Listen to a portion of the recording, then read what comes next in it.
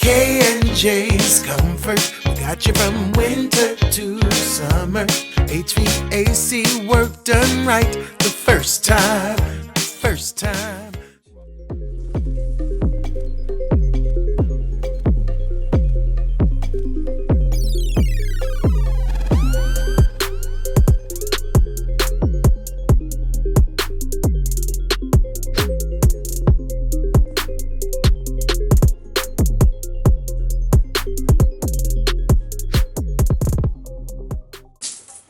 Yep. Oh, brother. So, customer called. This was leaking. I personally replace these. When you take this off, the whole inside is corroded. So I try and replace those. I just took the expansion tank off. Should be replaced once every couple years. When I do my cleanings, I usually check it, make sure it's not full of water. So what we did, we drained this line. Everything's turned off right here, right there. I have this turned off, and yeah, we just drained it. I'm gonna replace the Spirovent, and we'll go from there. I'm also, while I'm at it, I'm replacing this as well. So, okay.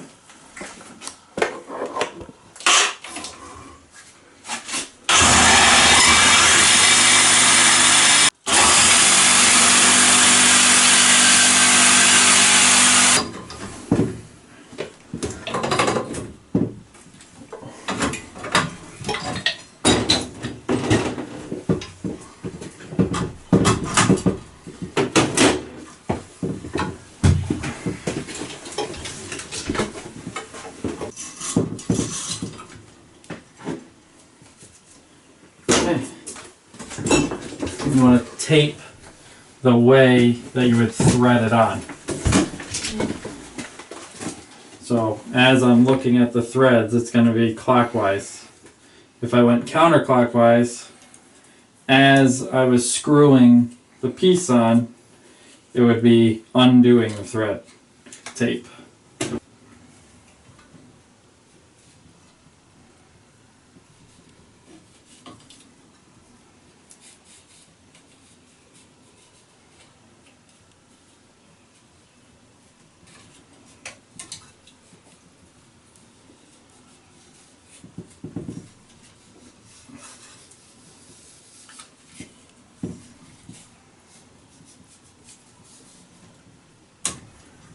With all water, what I do is I put tape on it, and then I put pipe sealant on it. In this case I use Blue Monster. There's a couple different products out in the field, but I've been pretty happy with Blue Monster. You're going to tape about 1 inch, or maybe even a half an inch worth of threads. If I were to tape and put the goop on all of the threads, by the time my part is done threading, it's going to be a mess at the end of it. So this will make it nice and neat. This is called an Air-Purger.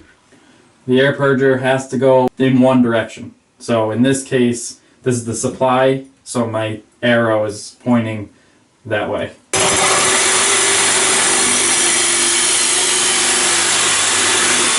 What I've done is I cut it right at the end of that fitting. Now I'm going to use my copper cutter and I'll get a nice cut on it.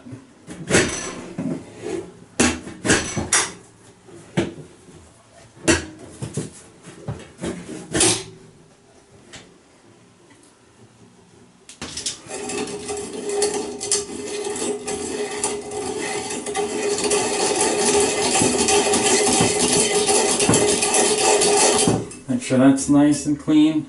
Now I'll clean this up.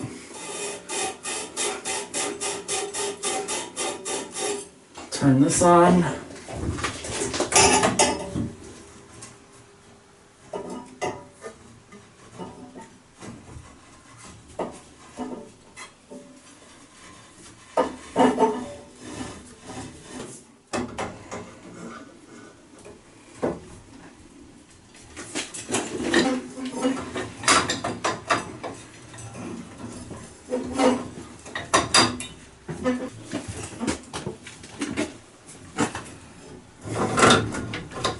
now I'll put it on.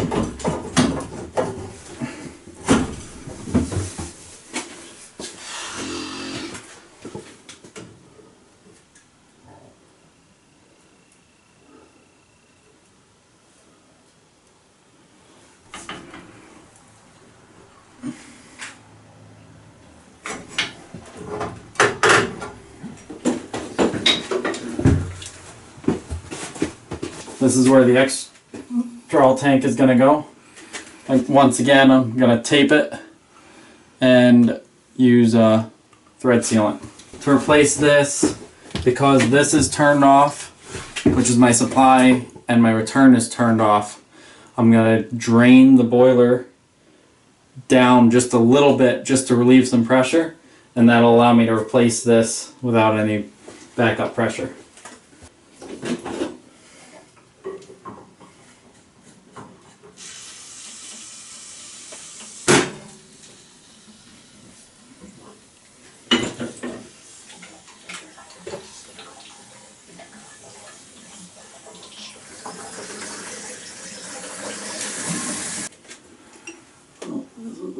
Here. Okay, this is going to go on top.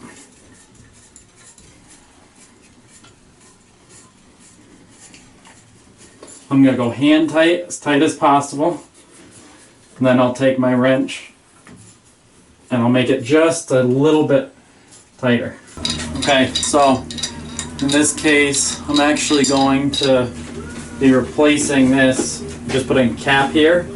This will be the air vent for the boiler.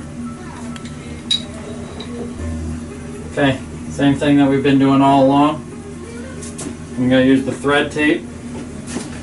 Put the thread tape around it, goop it, put the cap on, and it'll make a good seal.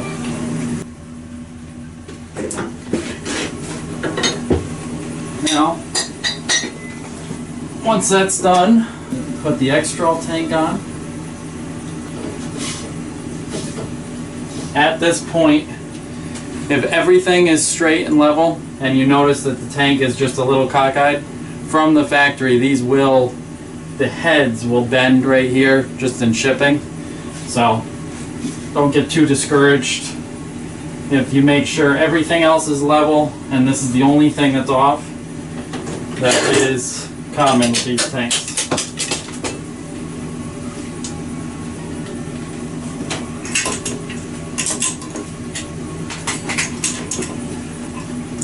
Once the Amtrol tank is on, I'll put a date on it. That way the customer and the technician servicing it knows when it was replaced last.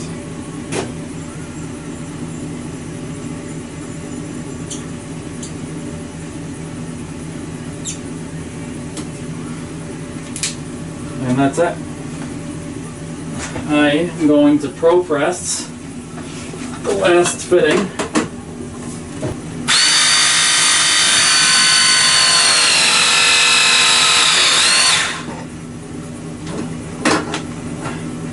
And we should be good to go. I'm going to turn off all of the drains.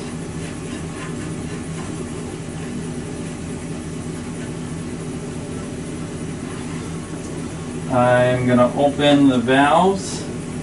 Open my feed valve.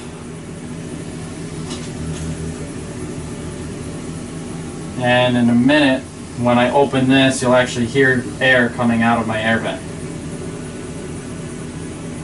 So in this case, this was my valve for the feed valve, which is right there. It's coming in. So that keeps the boiler at 15 pounds of pressure. So as the water boils or evaporates internally, that'll make sure that water is added back to the system. So there's my feed valve. This is my return valve. This is my supply valve, which now I'm going to open up.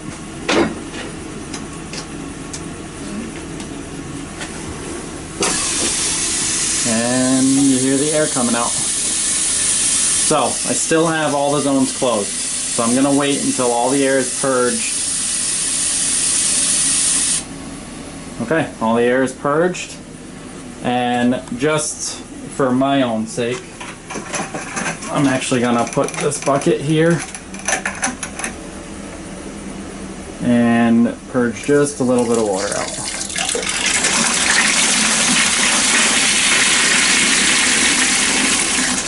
Okay, so now I know that there's basically no air. So in this case, this customer needs a new boiler drain, but for right now I'm just going to use a pair of vice grips. So this will be okay for right this second, but I will let the customer know we will be replacing this down the road. Okay, good to go. So one by one, I'm going to open these zones slowly. 1, 2. Nope, not that one. Okay, so we're good to go. I have to clean up and we'll be all set. For those of you that don't know, this is called a low water cutoff.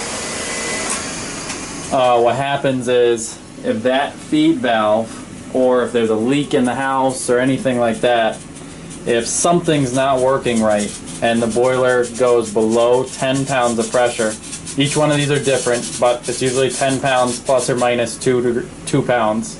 If it goes below that, this red light comes on and will actually kill the power through this wire, kill the power to the boiler, and it will not allow it to run. It's a safety. You'll find it on most boilers. It's a very good thing to have just in case if anything were to happen.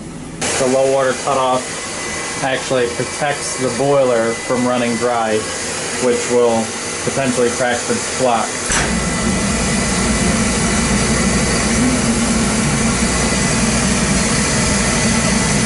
Okay, fired up, and we have hot water. Now mind you, we only have hot water right away because we didn't really have to drain the boiler. So that hot water that was already in the boiler is now flowing through the system. In most cases, we would have drained the whole system if these shutoffs had to be replaced, or what I try and do is I replace the old-fashioned gate valves with the ball valve, and in that case I would have drained the whole system. So that's it. That's a wrap. I'll clean up everything and we'll be good to go.